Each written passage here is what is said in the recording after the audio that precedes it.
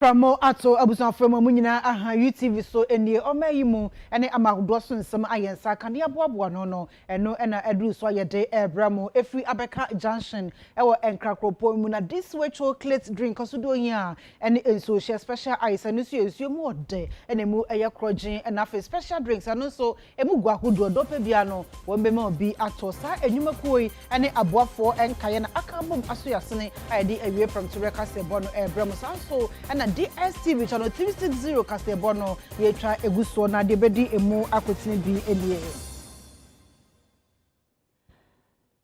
NDC amanyoko no mpanyifo ne titafo dodo no a na wonu ti wo hu egu hohoi eno ewo from mantem mekowia se June 4 1979 revolution wonom ehye eho efa enne eye dapon dam na man etu esti wonom edebo obade bobra niema etwe ho ehia eho ban eye World Environment Day. Emma enu anuane ewo school feeding ni mu no wonom ede atu edwase aban ede omoka ama ahokere abane no eno so afa ohwe emma emema emofra ne amansan bambo so ede atu dwase sika no ebi ayakrado ede bema wo mu titru ene 2022 third term enuane a omunu ama akoda no ehu sika ayakrado.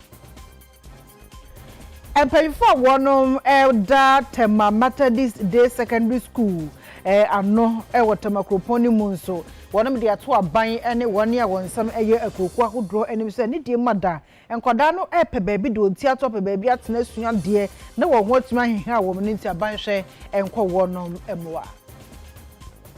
I was off away and Sembia ebi account na editing na edition and asono so krojia ye de ebramo ewo UTV so ewo enkran abeka junction midday e de afia educhumwa mrosa me na awie from to rekasebo no midday ebramo afi emu ensem ankasa enie 1997 June 4th resolution na yade bia eya abakosam kase pa ewo omemu enam so ama MPP anampo NDC amanyoko no emu mpanyufo atwotwowo enafen so kitafo na no wote wo hugu monten so hohoi eno ewo framantum ekwowiase wonum ehye June 4th eho fakase na wokyera empanyufo dodo no a ene de wo hu hye mu a ekwowiase mpo wo panya wotu franka ede ama NDC amanyoko no a woni owura John Dramani Mahama na okasa mpanyufo no eho no to nchaka ne mampanyi owura JJ Rollins a wo free mu onyamefa ne kransie ne baba eye Dr. Zanato Ajima Rollins nso na yade a wodi mu akotini ebie na wachira adwumade no June da na toso miensa June 3rd eno mo ede health work sase na ne omto ohugu monten so tumpasa pa na nya asabketo na June 4th eye kwasiada nra no na adwumade pompon so na ekoso na reflay no mo di hwure krambo kototo miamia de do no a EP park wonom na ekoso ewo hohoi.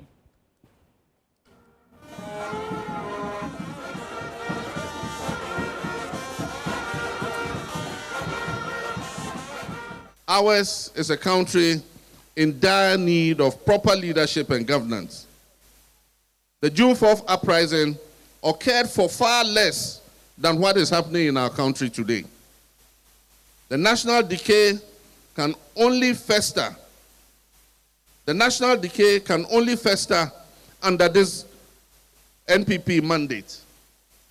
A new revolution, this time of a democratic and peaceful kind, must take place at the elections of 2024 to end the suffering of our people and enable us to begin resetting our nation. Let us prove to the people of Ghana that the NDC is truly a child of the revolution. In what way? By adhering to the principles of integrity, of accountability, of transparency, and of all the principles that we hold dear. Let our speech, let our actions reflect those principles that we claim to hold dear. Today, every few years, we have our district assembly elections. This is an enduring legacy. This is your legacy. Be proud. Do not let people look at you and tell you that you're any less a Democrat than they are. We are the ones who gave birth to the Fourth Republic, and we must be proud of that. In 1992, when Rawlings started running back for this constitutional order as the first flag bearer of this great party, the NDC,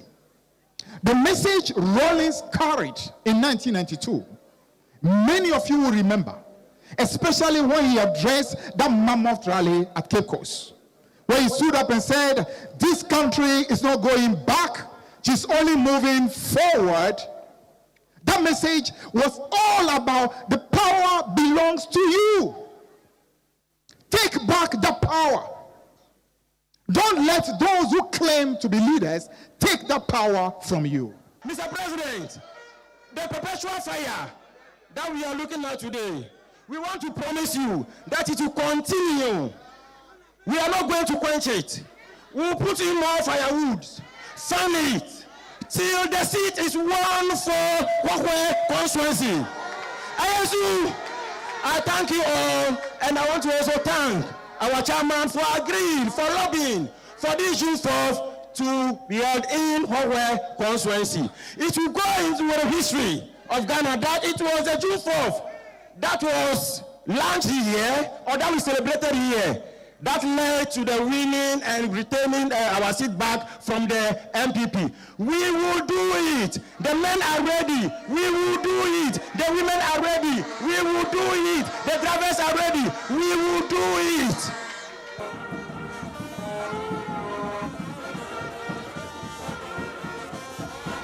Sayako Sunyane West abaton pesua so a NDC agitafo June 4th uprising no wonom e de helpful kese pa e de tasho wo mugina so e de hye emu kena wo hye Ghana ye wo mu ne ya MPP fo e de na da kwan so ne babaji akonwa yi mo hye ne Ghana na no se bia hu ye ba mea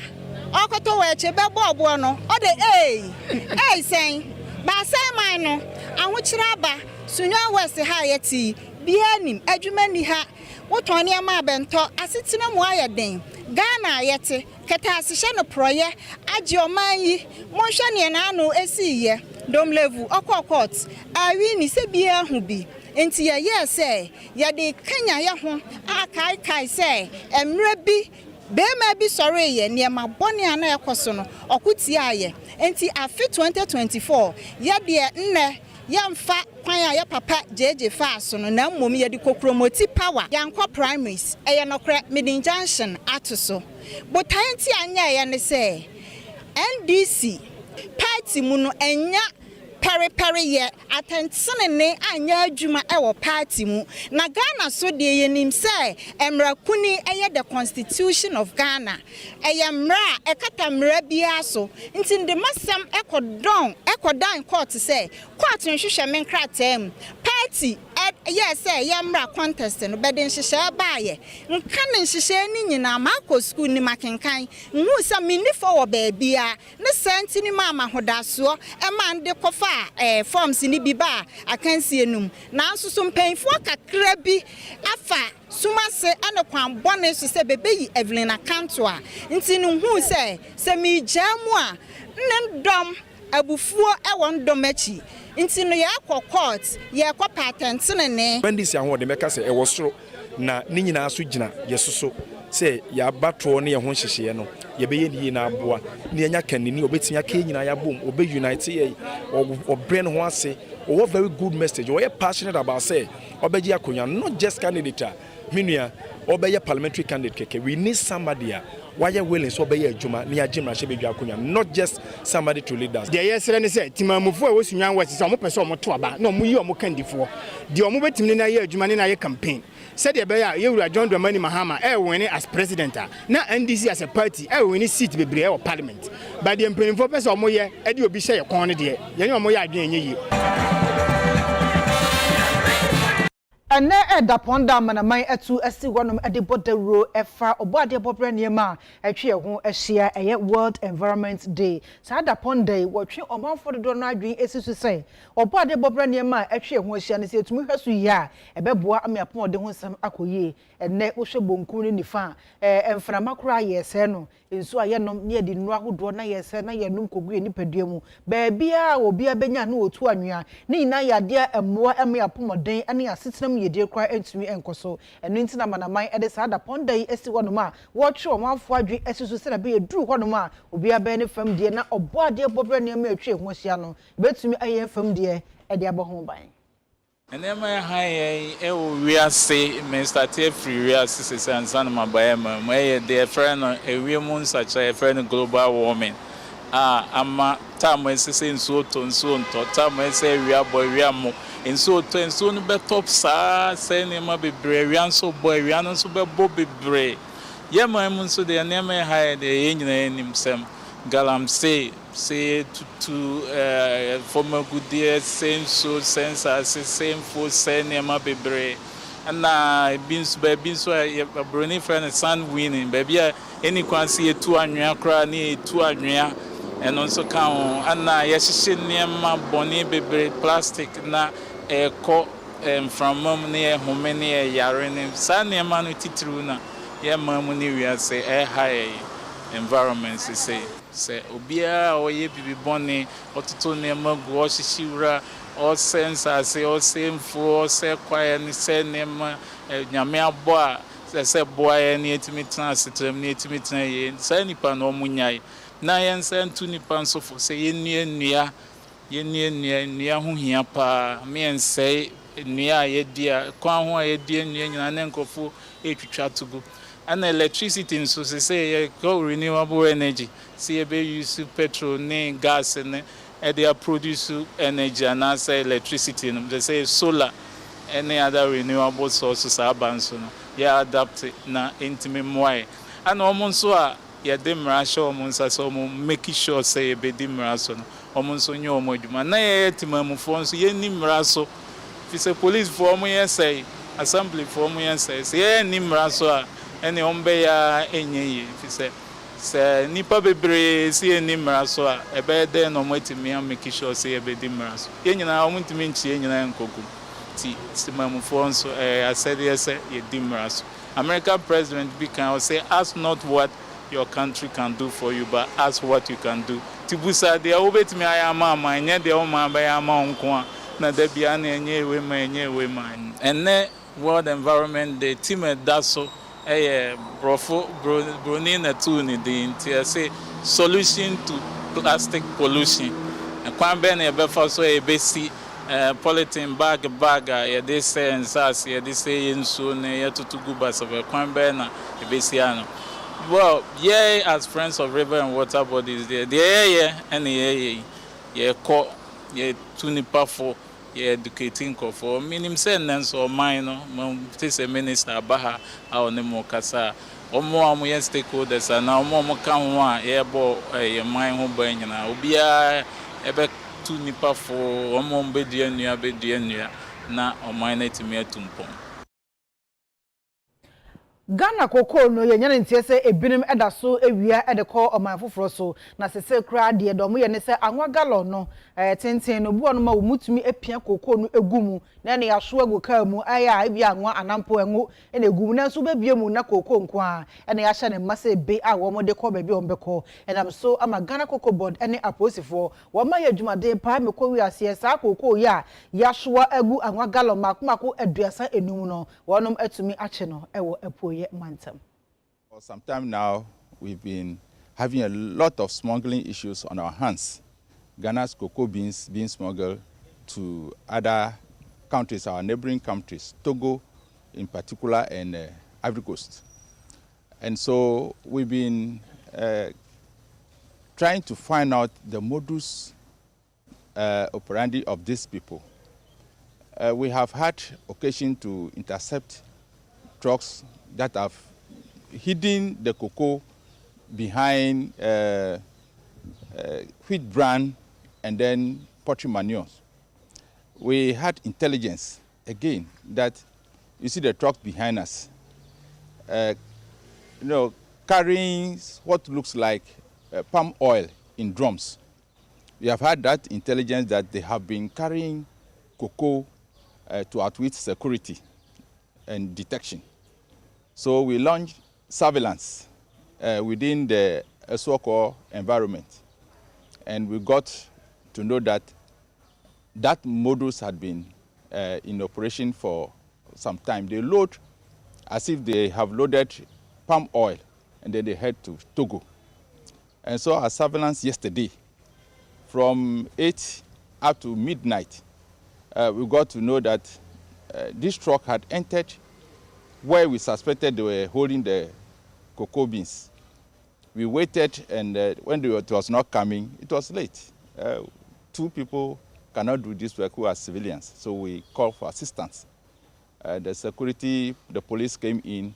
to support us, by which time they have quickly sensed our presence. They offloaded the containers and were about moving the truck away. But when the police arrived, they all absconded, leaving the containers on the ground. It was hectic to get the containers back into the truck. 35 drums in all,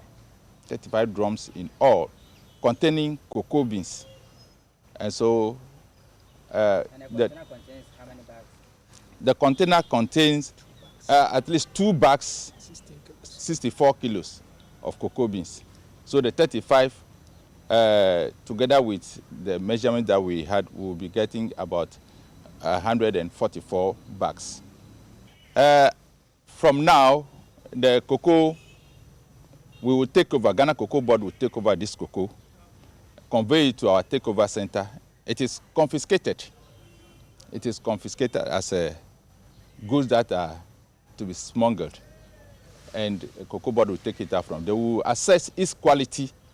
and then the exact quantity after it has gone through reconditioning. The situation can be resolved, but one, greed. There are people who made it their business. Whatever way they can use to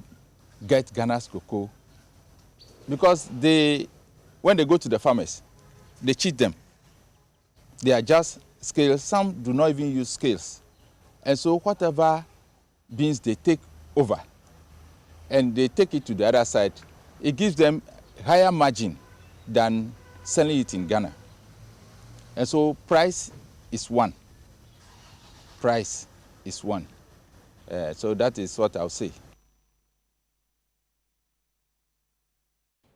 I was on 4 years to work as a Bono SO West Africa Center for Crop Improvement. Our more University of Ghana. And in so one more the plants and amponuaba mako MP mienu eduno. Ano ebi eye ebro and afen so eye entosi aba. And ano ebeboa ama eja 1 year edunuaba ewo memun wo matumi enya ne dodo no a na ya fasa akwa no so aboa ama enuane ne enuaba ho nsem etumi akosuye ewo Ghana. Ensebo nyina betodwa Wabra West African Center for Crop Improvement wo University of Ghana suaponum no when official day to so edunsia 16th anniversary na wo hye ho efa no wogina so na wana wafa be ho no nyina no wasa tonsa edi afrom ye alumni homecoming Midday ase no na Professor Eric Dankwa ekasa abo asoye hwe nnuane ho nsem so wo magane mu abaso pa so wo maboa $1 million so wonfanshi wo hwehwe mu ebeboa na ennuane kom de ebi emba bibire mu da no opanyini ni chirimu a wonya school fo okuta PhD nipa bako 105 ifiri aman bako edunum so ewa bibire mu a wonyina na obabeboa na ennuane no yenye na hodo na ekom de ebi entima mba bibire mu. Meant nothing to me if it did not attract the funding that we so urgently need to take our center to the highest level. I can tell you today we are one of the leading plant breeding institutions in the world, not in Africa. When you look at the numbers and what our alumni are doing, we have our strategic plan 2024 to 2028 almost ready. We are going to focus on some specific strategic priorities. We believe it's going to be great. Na Midday ase no, osofa be de kira wo de kwayo aso ye no ano. Urumunyanfo ya afempo na do ekukusi osoafo no anamu kasa yi kire mu se ewemu bobre adi ekimsia enti na makuafo bre pa enti hwehwemu sei no na ebeboa manuane no yetimanya bie na se ankwankwohye. It is my hope that the work of WACI can be scaled up, enabling the improved varieties to transform from research fields to farmers' fields and eventually to our tables. I've been informed of the highly sought-after maize hybrids developed by WACI, which yield between 9 to 11 tons per hectare. Additionally, WACI has trialed and released tomato hybrid varieties that yield between 48 to 52 tons per hectare, originally developed by the World Vegetable Center. To bring these innovations from the lab and field to our folks, it is crucial for my ministry, research institutions, and the private sector to engage in serious collaborations. The recent COVID-19 pandemic has taught us the importance of local innovation. If we do not foster local innovation, we may face prolonged food shortages in the face of future unexpected events. Furthermore, climate change is gradually impacting our country with rising temperatures and changing precipitation patterns. Building resilience in our staple crops is our top priority, and climate-smart agriculture is a critical approach to ensure food security in a changing climate. In the case of WACI, the record speaks for itself. 105 PhD and 40 MPhil graduates, over 220 improved varieties, 250 publications in high-impact journals, and over $62 million in grants by WACI alumni within a relatively short period of existence. These are remarkable achievements, and they are exceptional, not just in Ghana, but globally recognized. Commissioner Shakwa Brento so one fine what Bonomantam Forestry Commission. One de atu edwase say one bedua enua de do no afin kwano one bedua enua empem ahansia enu ntino one to nsa from manfo nyina say wo apeso dua enua ne bi e wo Bonomantam no bra na one edua sa enua bebrebe na Green Ghana project no one de ahye emo ekena afi etwa mu Green Ghana project dwumadie no empenfo chire mu odue nua be 1.2 million na afi empenfo hwe ne mu so ba bepie mu e wo Bonomantam mu a nua be 600,000 ena obedua opinina woda Forestry Commission won fa e wo Bonomantam mu no owura August ni jedu editudwa se nua no odue wie a na amanfo agya wo moa wo behwe ne nua no wakeka so a na enua no awu enti wo sere wona wo yem moa se won hwe wo moa yi ne nua no odue wanja wo mo amoma nkwanko se nua no wogina so de to ade nyina nim se enua na ye krado enti obi bia mfa no honhyem na dua nua no entimi enkoso ye fa kwanya wosuni abodawura ma corporate institutions these are banking institutions insurance companies obia fa no honyim ye wo system bia ye fa na adoption of compartments so for so dua compartment a ye bu ho ka to your standard rate wo ho enti ye say me compartment ba ko oba e be kana bo akere no watue sika ma forestry for ne adua nti adua nua nyina awia ne a brand o company no so wo na wadua sa nua no because you paid for it enti ye fa kwanya wo say corporate institutions nyina obi amfa na honyim obi a oba so ntumi nua compartment ne compartment 120 hectares e bia nkwa ho de nso the whole compartment a half na betimi adua this year oba e be makwan no wadua half next year nyame ya adoma half aka nso abedua na je ye kwa nimu an no enti omamunu nyina fa na honyim obi bia nso a nyame be ado na wonsa ka duane bi no wonsa ka bomodan so behwe so yie udua na duane nyina e wo awodea say fruit trees say timber trees ornamental trees udua enyina e wo awodea Emma wonom anu anuane e wo school feeding program no mu no ye nyina enim se na wotwetwa mu no dodo no a ena na eti ne suo na wonom edi ya opa enya asam ketewa na oni nyina ne se womanu anuane no awie na so yade wo musika akam aban atwe nani womada aban kasa na so aban ne ho se ne kaadin ai nam so ama ede ahokire abromu ye pa ne no ena oso afa wo hwe emma mofra ne amansan ba boso ani din ede mame Lareba Abudu wakasa ede atodwa na me ya doma wo chese sika no wo monsa akabi wonne anu anuane 2022 me che tetem de no wo monsa aka se won be hyase etuatua ede ama emma no me che caterers no ama obia ensa aka ne de the Ghana school feeding program had 1,671,707 beneficiaries in 2016, and this has increased to 3,801,500 491 in 2023. And this covers 10,832 public basic schools. And that is from the kindergarten to P6. It's huge. The following cost per meal, per day,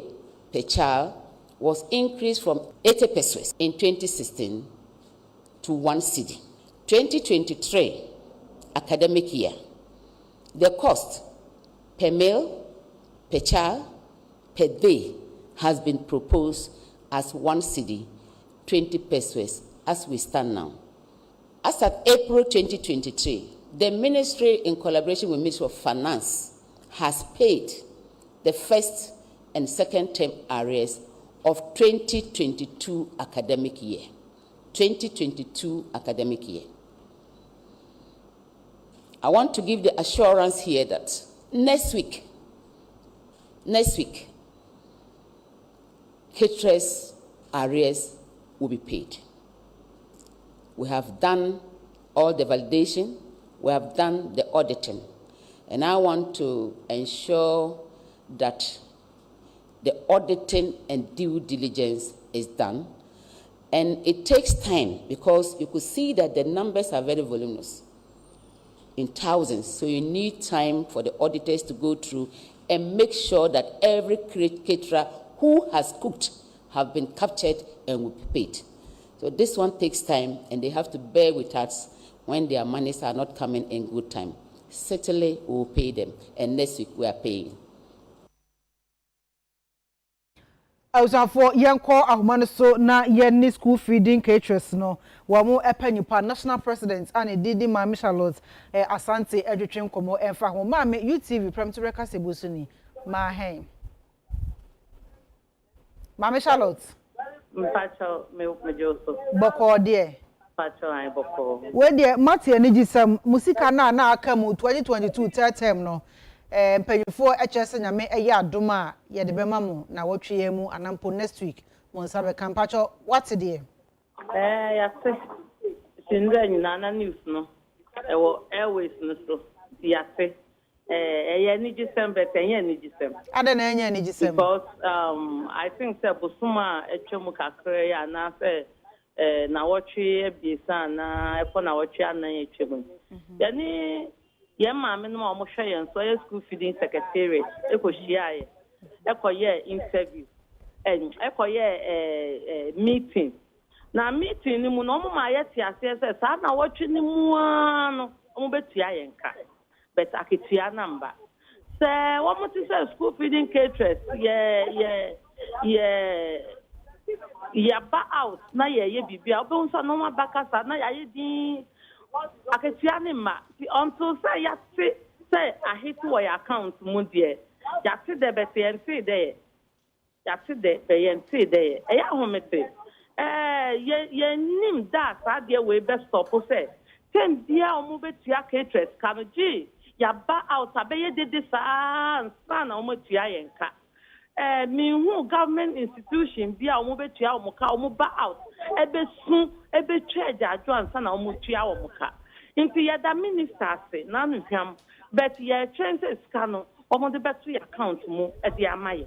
na ti se si a mati se ye ba betua ne de nya de a mo so de a mo bedware ne makwakotena asoye honum ebim ana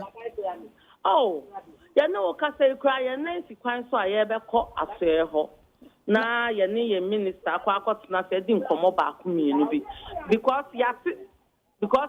almost 1 cedi 20 pesos 1 cedi 20 pesos no ennemri minua bia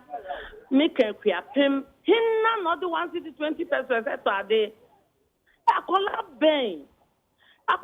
no the 1 cedi 20 pesos be ko school enti anu ho asem na mo ne omoko kan no akola we hu pa ye be sra ban se nia ye di atu nanim onye ma ye na ye ya abatan ye nsu mu twa 3 cedis no ma ye 3 cedis no Matisa omote omo propose the aban so de yenim se aban oye ma nyina kunu afukunu ene yem papa nana ado yenim se de aye esu aye su sese yenim se otie obeyan se san was 1 cedi 20 pesos no na abeye 3 cedis de amai eti 120 ne hunti na mo nan esi kwan so a mo chese mo kwa so wona mo ne empanyifo akodi nkomo no nya 120 pesos no hawa caterers ye wono exhaust ebi ye dai wo mo ba betua ye nka o emi nuabia so mo tua ye nka wi a ye sika beba no watu so hum o sika no mimi te djuma na wo ye yin na wo a wanya mfaso wo so a wantime ntua wa akafoka ensam ne di eye bebre and ebi nso sa ye dai yensam no so bi eye wo mo so wo mo frɛ bibi sɛ underpayment so wo mo ba betua ye nka bia wo mo beti ebi a 4 days say aye ebi a 70 days wo mo betua ye nka 4 days wo so no we tua ye 70 6 days ebi nso wo ho a so wo mo betua ye nka wo mo betua ka ne sika no wo ma chemu mienu wo mo tua fa so wo mo betua wo 10,000 wo chemu wo tua 5,000 na 5,000 ne da ho ubedi die ses kanema yenu anu nso bi wo ha o ma ye adwuma abesi na o mu sika maaye okay o ma ye adwuma besi na sika emaaye okay nesa no nso yanka ne nyina mbom na ye fa mamo ye ntua saafo ne ka o mu nka ne nyina mo na o mu ntua sa nkrofo ne nyina ka because o mu ye ma o mu ebi no ma fa ho awuo ebi a ye mpehimfo no mo nte se school feeding caterers no ye wuwu enne na nsakura obi ewu ewotema caterer school feeding caterer me koma wewu adoko free niam na de ye aduane na na ena se niam na ye free na ye de ye aduane no ye very say ye beka say ye free ye ko free aban supply yen enti ye da stock wo ho mo ma ye mbi yenya na ye ko market aban embo ye njetre bia ye na ye head teachers ni say aban na ma ye sika say ye mfan adwuma dabi yenya ya pomudin ya ho odin na ye de ye adwuma no ye ba be ye adwuma no mo ka che say ye ya one term bia o mo betua ye nka nti ye need to say ye ya bosuma biesen bia o mo betua ye nka say de ye bosuma biesen ya afe mua afe no so di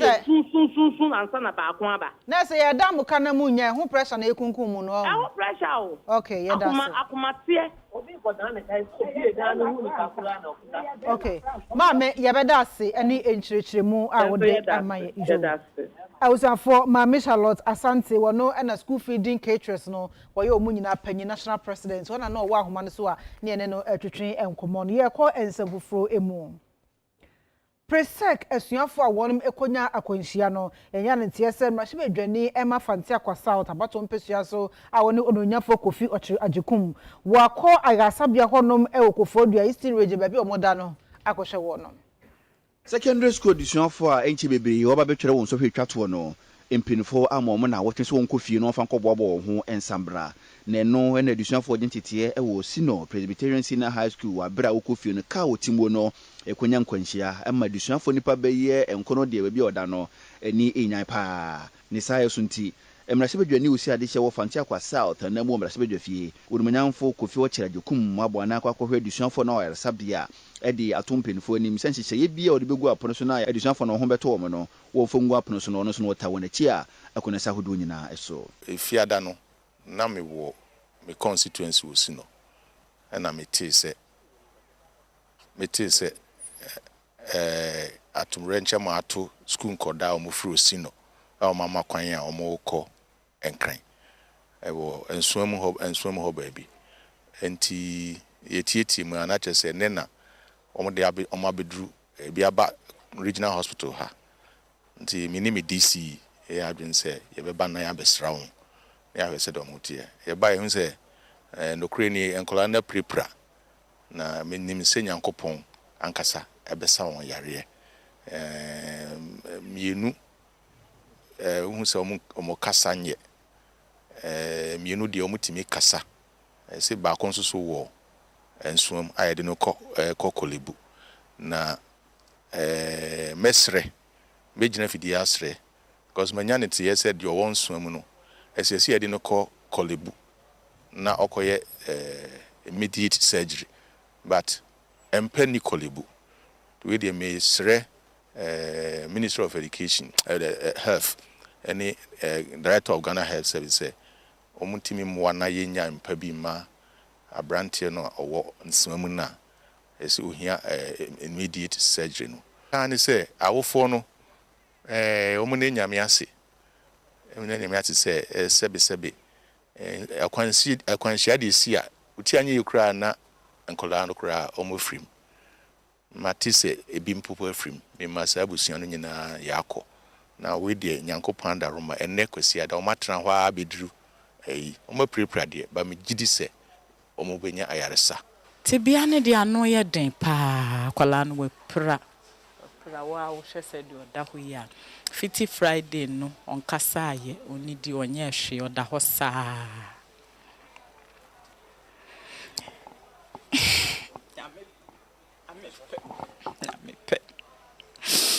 ame isra ne so on sa de yare ma me baby abofra ne da na edin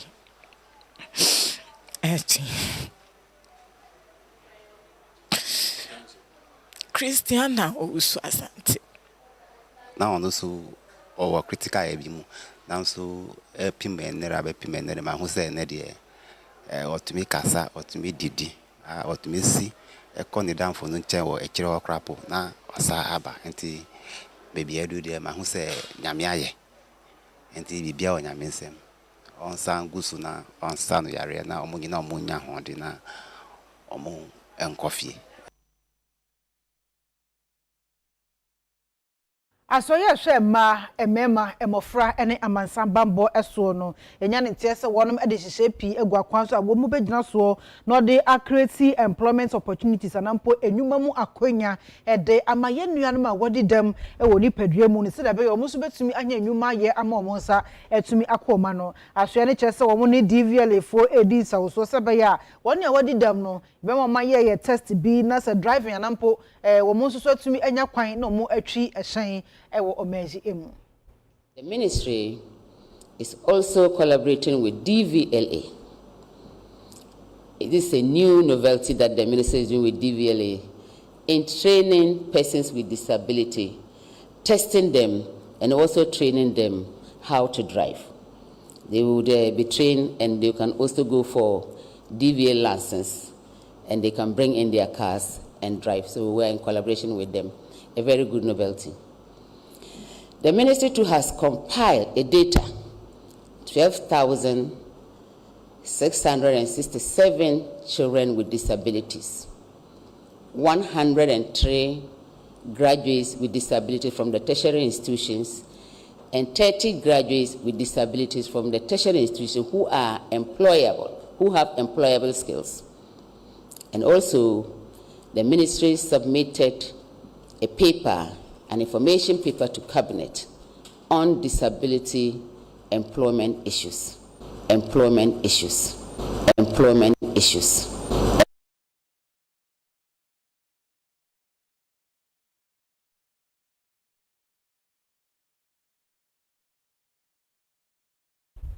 Mashibedweni Emma Northton abaton pesua so a woni onunya for Samuel okujeto ablakwa ede atu edwase $339 million eno no oswafo so mesi kasam tutu so raken ofori ata edi kotu dwa ewo mrashibedwa fe 2022 ese eno ene eka wo mu abo e National Cathedral ho no wo chese emu shada na ho emu nchechiremu no anshada amapapa wo si e wosanka oswafo no ekyerekye kwan a wo mu fa so de sasika no eye adwuma wo kyeremu ye ma emu ntiase eba na so nyina no wo mu ehu ni sa e won krata emu wo de sansam wo nyina tu dwa abra no ne Kwame Nkrumah kese ekasa ewo adiache bia dwumadie so ewo okay FM so incredible say Ghana sika so far $58.1 million, which comes to 339 million Ghana cedis. A bit so but let me just leave it at 339 million Ghana cedis. And yet all we see is the world's most expensive hole. Mamima will breakdown of this 339 million. Okay. Now let me put on record, say 339 million we know. Ubekaya, I said earlier that I had begun intercepting documents. Into documents are intercepting, it came to about 200 million. Into you're taking advantage of Kenoforiata and a vote of censure process. No, Ubekaya, one of the grounds we listed was the unconstitutional withdrawal of funds for this National Cathedral project without parliamentary approval. And ye demanded from Kenoforiata say ye pay the full list, because not at the time Parliament in NIM, because there was no parliamentary approval. So all of us did not know. MPP MPs were happy about this request, because then they will also get to know for the first time how much has been sunk into this project from state resources and now from the national coffers. And I can offer or respond in a letter to us, a copy I have here dated 21st November 2022. On my breakdown. And this is Kanoforiata under his own signature. Or say 7 June 2019, or release 445,000 for payment of advance mobilization for consultants working on the design of the National Cathedral. And on 5th March 2021, or release 80,525,461.84 Ghana cedis. Payment of consultancy services in respect of the design of the National Cathedral. And or say 10 February 2021, he released another 32.7 million Ghana cedis for payment of consultancy services of the design of the National Cathedral project. And or say 29th October 2021, he released another 142.7 million Ghana sika or your taxes and more releasing us. Purpose: Government of Ghana contribution to the National Cathedral Secretariat to enable commencement of planned activities, whatever that means. And on 19th August 2021, Omu release another 58.2 million, almost additional Government of Ghana contribution to the National Cathedral Secretariat for construction of the cathedral. Then, item number 6, 31st March 2022, or release another 25 million Government of Ghana contribution for the construction of the National Cathedral. So far, no, meaning your Usha breakdown now, 339 million 3,064 Ghana cedis, 86 pesos. It is 339 million. And interestingly, Luminia, Usha this 339 million now. David Ajayi Nkwan, out of the 339 million, Onon Nkwan, he has about 145 million. 145 million for David Ajayi, because finance minister say first on 32.7 million, and then second 29th October on 142.7 million. David Ajayi Nkwan. And this doesn't happen in construction. You talk to the experts, talk to the engineers. This is against best practice. Say 339 million. Now about 40%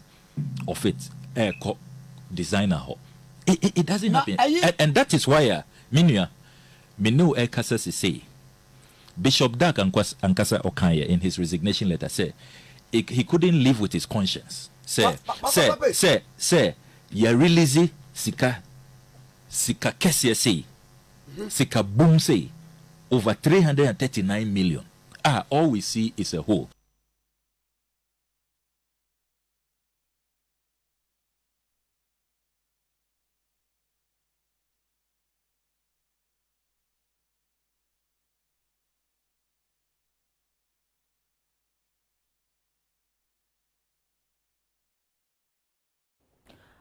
I was on for year to work as a bonus, so I just share one a war or kind sikope.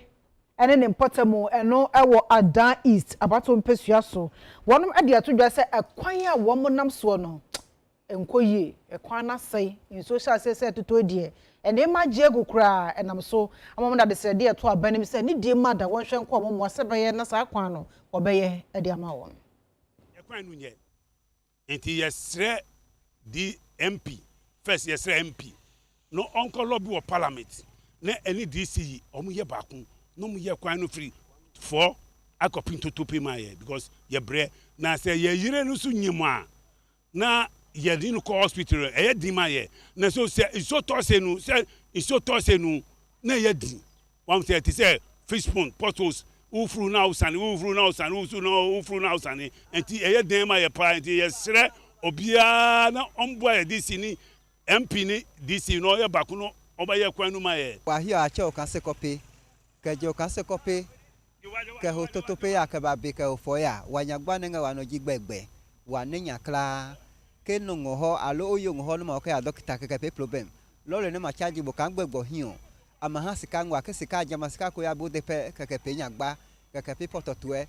ko lo wa nye pe pa kan be nye ba no wa ma pa nye pe DC ke empio menanga wanya ne nyo pepa fo hangbe na ye bo ka je gbagbo se he ne wa ya ehi nye che ne ba no nye hi obo no ne no nye be ne block rap ya ja no ji wanya gba ka wa oni ni ne wa hi ohun pele wa hu ka wa oni ka ya jua ka se jua e pe nya gba ha omi ko ne moto o ne lole le ke ka no no de tro ne le pia chupa he jua wa keke ya pe nya gba fun wa no ko wa ha ko nya gba pe ne wa no ga hi no ne ka da gbogbo pe wa he jo bro hian ni kwale mi daje ya aba dasi ama teke wa vote ami wa vote wa ma vote ama ya lu se ka ba bene blongo jan no kele ngele keje ha bene ai ama ye nge so no esuwa apa ba dasi ma se bro hin kla nye pe ne ko keje ya wa pa pe ko wa ya fo wa na no ana moto me mai wosi ke lo le lo wo jano ke mai wosi mai mo wo kan blo dogo kla lo mai no na jalu ko wo jukun ma po kitin mo nche won po ka ya jano blo le. This is the challenge we are facing about so many years now. The road has been like this and we have complained to our MPs and the DCs, but yes, still nothing has been done. As you can see for now. Right now, I'm even thinking, if someone is pregnant, how can the car rush the pregnant woman to the hospital? I'm even thinking about, so the road there is very bad. Yeah.